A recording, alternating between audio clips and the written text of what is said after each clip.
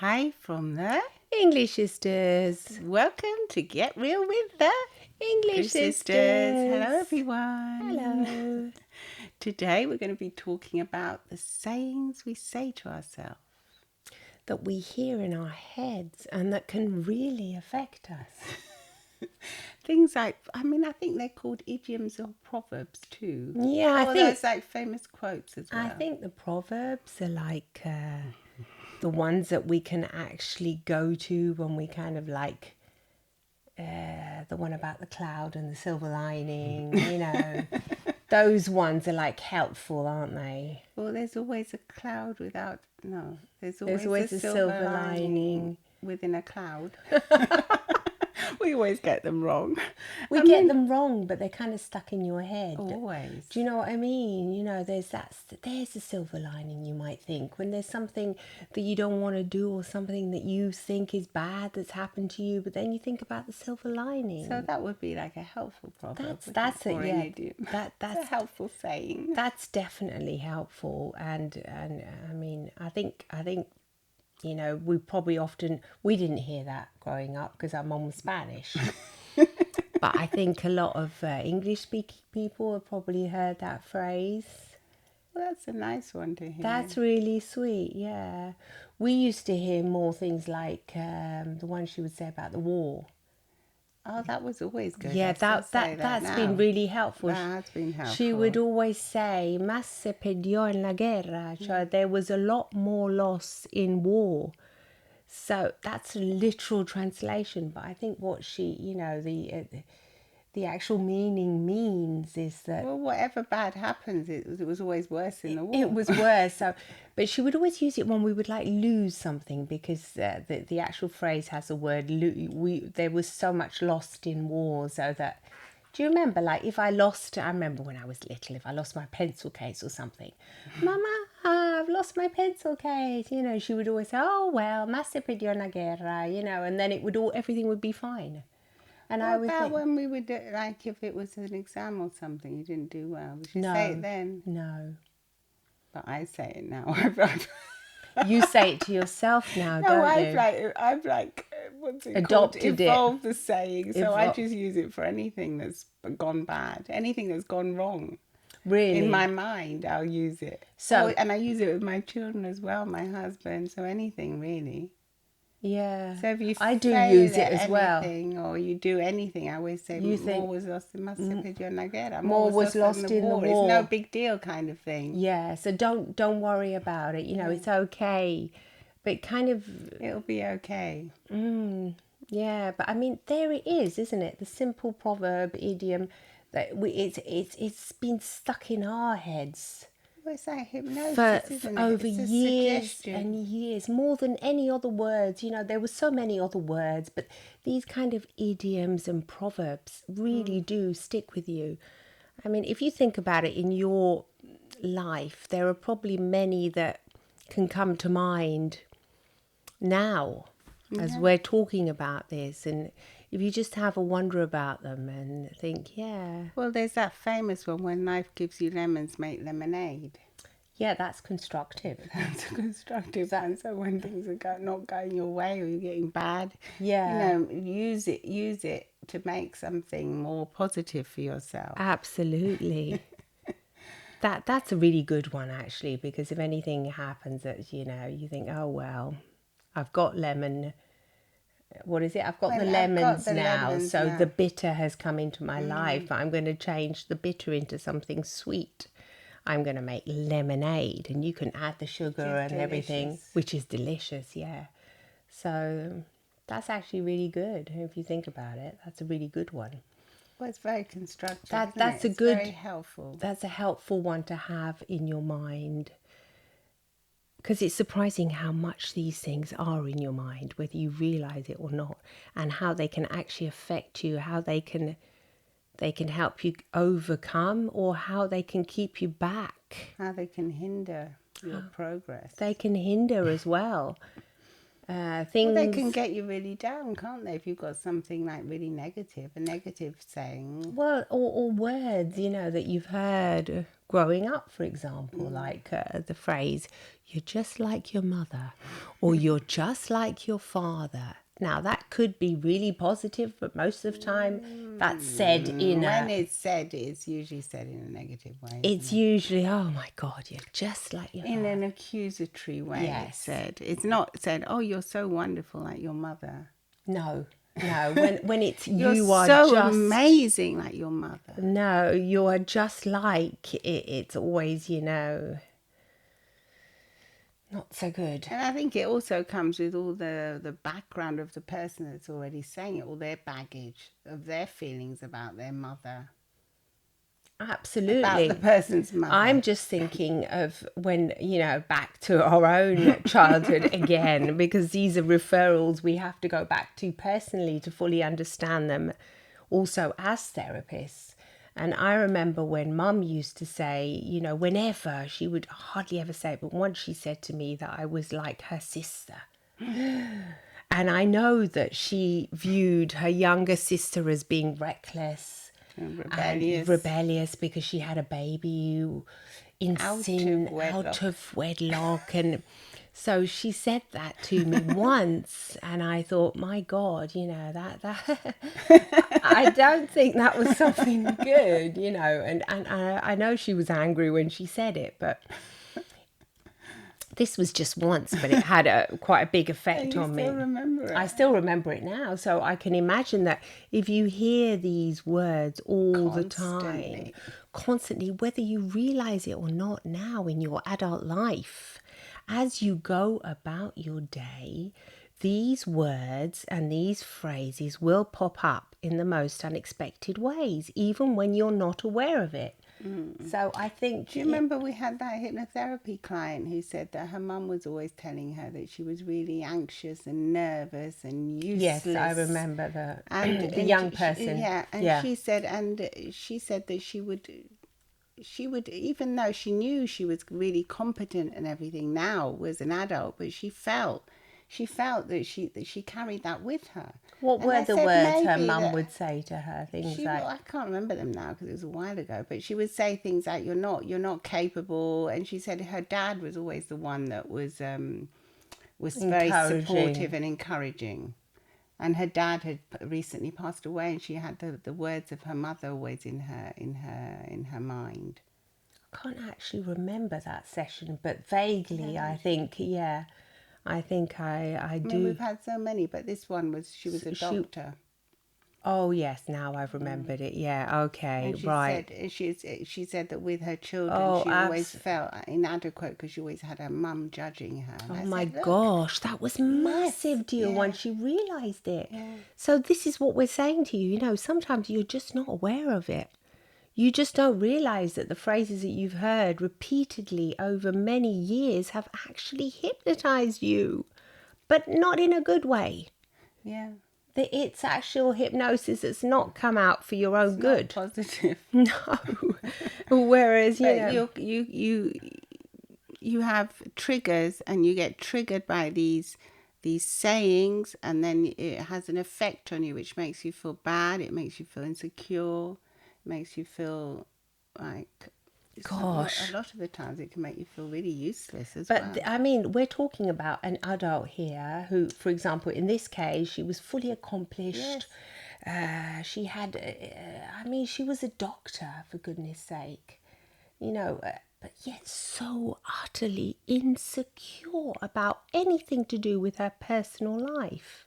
So she might have felt secure at work, because I can't remember that being an issue, was it? No. It was just with her personal life, because her mum was always really judging of her. She was always really judging all the time. Yeah. You're not good enough. Goodness me, yeah. But I remember we said, but maybe that's how she grew up, and she said it was true that her parents had been really harsh on her. So these idioms and they're carried through generations, so really you have to recognise them to break the pattern. Gosh, you've just said something that really is spot on. Well, they are carried through generations. They're a culture thing as well, because it depends on what culture you grew up in. but they're also carried through generations. So these are words that are heavily imprinted, Heavily loaded, and you might say them to people you love too without even realizing you're saying them. So well, I've just thought it of might the one come that up. comes that life is hard. Yeah. Life is hard. People think that life is hard all the time.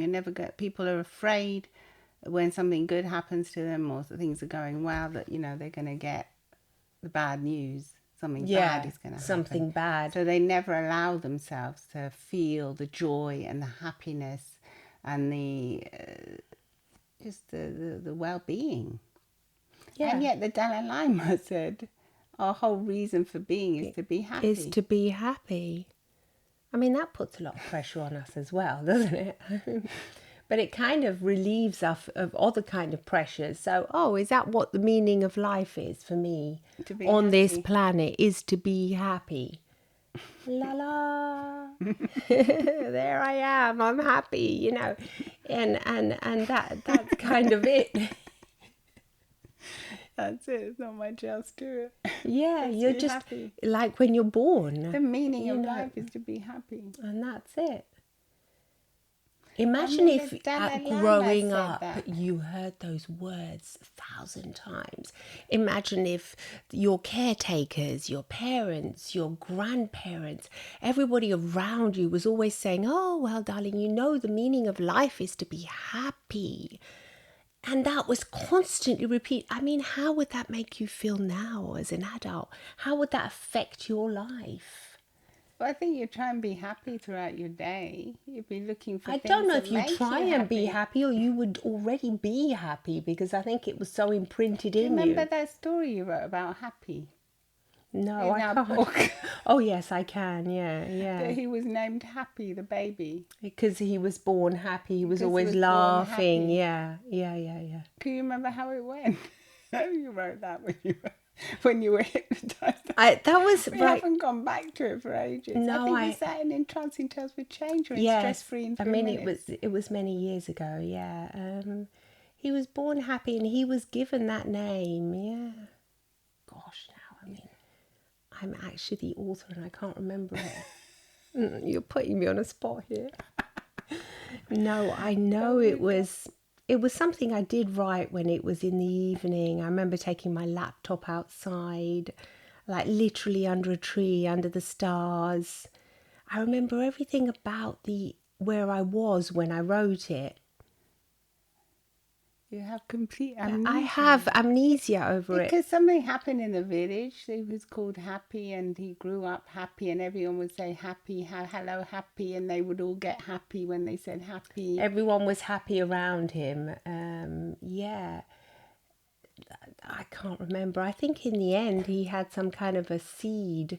He was given a seed and he planted it, and he decided to call it the happy tree so that other people could eat the fruit. Well, yeah, not only eat the fruit, but just metaphorically sit under the tree and the happy tree. And feel. It was something along those lines. Yeah, I mean, this is a bit like what I was saying before. Imagine if. How would that actually affect your life? Instead of hearing life is tough, life, all these negative things, saying, what was it you just said? The thing about life is happiness. The meaning of life is to be happy. The Dalai Lama. Yeah. If you heard that all the time. I mean, growing up, you would be hypnotized into thinking that the meaning of life was to be happy. So I think you would look for happiness and purpose in happiness. So when you were unhappy. When you were unhappy, you would acknowledge it, I suppose, but it wouldn't be that much of a big deal. No. Yeah, I suppose you wouldn't always be chasing other maybe material things or, goals and things. Yeah, these proverbs and these sayings can really affect us. The thing is that most people, they're always chasing. And then in the end, they never get what they want, because once they've achieved it, then they're still unhappy. And they think, Because then it's the next step, Because the isn't it? happiness has to be like within you. It has to be in you, innate. Because it is already within you. But is it? Is it? Yeah, it is. It gets covered up. It gets clouded over. It's like the cloud with the silver. I do believe that it is there at first. Because children play, don't they? Children play unless they're abused and traumatized, poor little things. But yes, ideally we are born as little mammals that generally, if we're fed and taken care of, we will be happy little beings. We will want to explore and be curious and be generally happy. But then society takes over. Sayings come. The pressures, the elders, the caretakers. Of achievements. Exactly. And that can make us lose our... And the pressures of always looking for maybe to fit into society as well, always looking to see what other people are doing and trying to keep up with them as well. A lot of the times there's social pressures around us, peer pressure from what other people are doing in our circles. We have to be like them. We have to do what they're doing. We have to be at the same stage in our lives. Like the grass is always greener on the other side, sort of thing. But actually, instead of using that in a positive context and thinking, yes, am I thinking the grass is always greener on the other side? Maybe my grass is already really green here. You're thinking... the grass, you're literally living, the grass is always greener on the other side, so you're always trying to get over to that other side. What other side is it? A better job, better relationship, more money, usual things, aren't they? You know, things you're striving for. Are you actually caught in the trying to get to the other side? Trying to get to the grass is greener. The grass is greener, bit of the proverb. Yeah. I think whenever I've heard that, I've always thought it was, oh yeah, you know, slow down. That is so true. The grass is greener on the other side. So I've taken it and used it to my advantage and realised that the grass is green enough here. If you water it. Yes, if you look after it and nourish it. I hadn't actually thought of that yet. You do need to water it. So maybe we need to water our own lives every day and feed our own lives every day and nourish ourselves with positive words and positive sayings. Definitely. Maybe that's what we need to do. Maybe we need to create, culture our own little idioms that are really helpful to us. And when we hear phrases and words of our past that come up, catch ourselves. We can catch and we can think, is that me, or is this something I've heard from somebody else? And do I really want to pass it on to the next generation? Yeah, to the next group of people I'm going to love, my family, my friends. Is this something that's worth sharing? Because is it worth sharing? Yeah, or is it just best to just cut it off and loosen those ties with it and just let it float away? Just let it compost. Yeah, let it go. And let something better be born from this. And it really is just all about being aware of these words and phrases and proverbs that are going through your head, through your mind. Absolutely. Well, if you find this podcast helpful, please follow us on social media, Instagram, Facebook, everywhere. And please follow us on our podcast too, on Apple, Spotify, wherever you get your podcast. Wherever you listen. And please do share this podcast with your friends and family to help us all grow and develop into something better human beings, I think. Happier, more fulfilled. Just become our true selves, maybe, without all the... I know there's a lot of talk about this true self. What is this true self for me? I think that's for another podcast. We're going to sign off. Oh, and by the way, it's also available on our YouTube channel where you can actually see the video. And you can watch us. Too. Bye-bye. Lots Bye, of love love. from the English sisters. sisters. Bye, Bye. everyone.